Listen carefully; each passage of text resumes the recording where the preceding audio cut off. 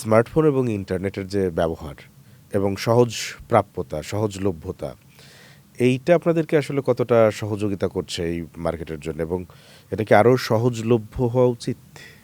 এইটা আসলে এখন বাংলাদেশের এটাই হলো গিয়ে নতুন রোড ইনফ্রাস্ট্রাকচার।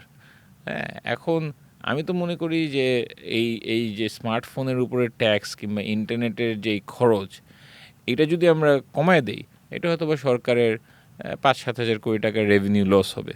কিন্তু এটার কারণে যে আপনার যে রোড ইনফ্রাস্ট্রাকচারের উপরে যে লোডটা কমে যাবে, সেটা কিন্তু আরও সিগনিফিক্যান্ট। কারণ আপনার হয়তোবা ১-২ কিলোমিটার রাস্তা বানাতেই তারা ১০০-১৫০ কোটি টাকা খরচ করে ফেলতেছে।